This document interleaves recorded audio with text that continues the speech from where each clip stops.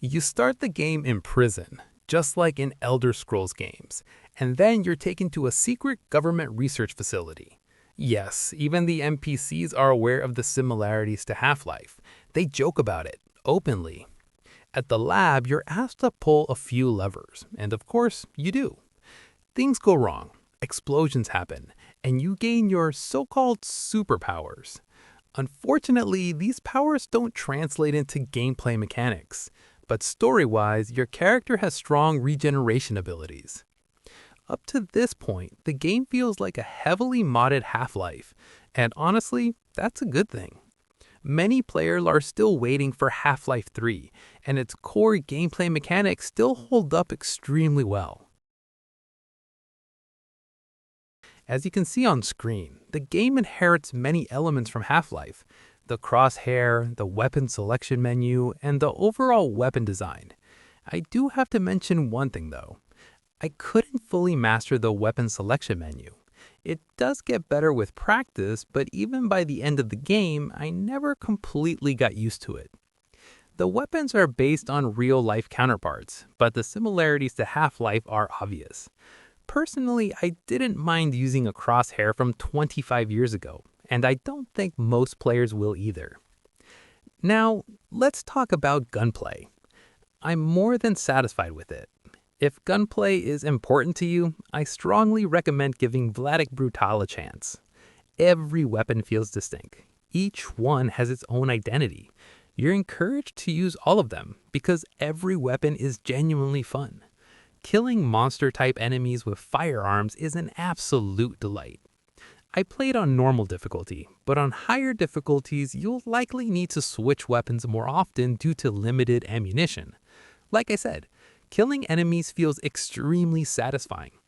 Enemy variety is somewhat limited, but the environments, the atmosphere, and the constant pressure of enemies swarming you keep the experience engaging. You might not even notice the repetition.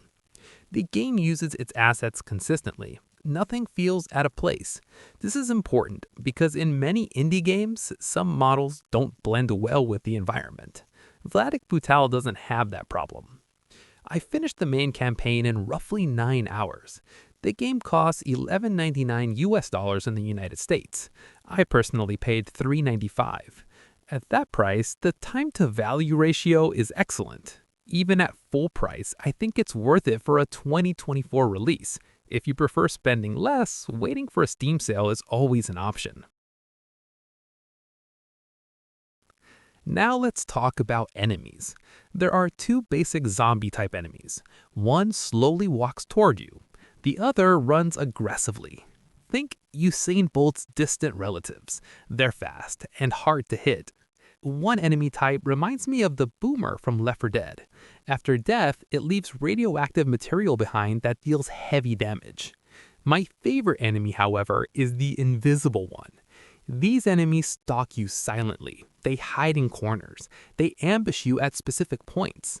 They often cause genuine jump scares. If you're not careful, they can pin you down very quickly. You don't really see them, you sense them. You might hear breathing or subtle movement sounds. This is one of the strongest aspects of the game. These enemies were also my main cause of death, and honestly, I enjoyed that challenge. I think you might too. There are also crawler-type enemies. They rush you while crawling and jumping. Once you get used to them, they become manageable but still dangerous. And yes, there are screamer-type enemies. Their screens don't damage you directly. Instead, they spawn baby zombies that charge at you and explode nearby. There are also human enemies. They hit hard, almost every time. Their aim is surprisingly good, and you have to kill them to survive. They reminded me of old FPS games like Doom and Quake. They lack variety, but the challenge they create keeps you on edge. So it wasn't a big issue for me. I won't go into too much detail about the boss fights. There aren't many. I believe there are 3 in total.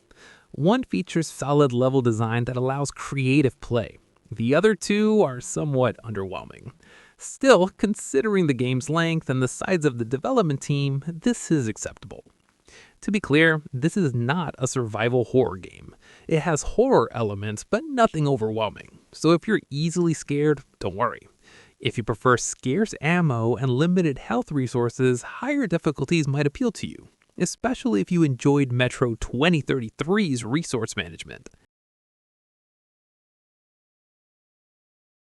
The game is well optimized. I experienced almost no stuttering, no major FPS drops, and no crashes in 9 hours of gameplay. I played on an RX 6700 paired with a Ryzen 5 5600, a mid-range PC. The game ran at 4K, high settings, and solid 60 FPS. Minimum system requirements are very low, yet the visuals and the facts remain satisfying throughout the game. I did experience FPS drops in one chapter, but it resolved itself after about 10 minutes. That section was more open world-like, so it may have been caused by background processes. The only bug I encountered was crawler-type enemies sometimes getting stuck or stopping pursuit. It happened twice. It slightly damaged immersion, but overall, I was satisfied. The sound design genuinely surprised me. It's immersive, it's tense, and it constantly keeps you on edge. The audio blends perfectly with the environment and greatly enhances the atmosphere. The music is decent and varied enough for a game of this scope. Weapon sounds and effects are also solid. Now, the story. This is the weakest part of the game. It starts as a clear Half-Life homage, but it never fully develops into something more. The developers clearly knew what to focus on. They intentionally kept the story simple to maintain quality in other areas. The game progresses through linear chapters, which I personally appreciated. No open world fatigue, no constant second guessing.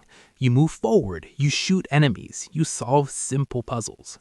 One thing worth mentioning is the loading system. Each chapter is separated by invisible walls. When you reach the end of a chapter, a short loading screen appears before the next one begins. It slightly interrupts immersion, but it's not a deal breaker. Environmental storytelling is minimal, and the narrative never fully comes together. If you're here merely for story, this game might disappoint you. But if you're here for gameplay, you'll be right at home. So overall, Vladik Brutal is not a perfect game, but it knows exactly what it wants to be. If you're looking for a focused, old-school FPS experience, it delivers where it matters most. If you want deep storytelling, choices, and heavy exploration, this game probably isn't for you. Vladik Brutal feels like a love letter to classic FPS games. If you enjoyed Half-Life, Metro, or classic Doom-style shooters, you should give it a fair chance. Thank you so much for watching. If you enjoyed the video, don't forget to like and subscribe for more content like this.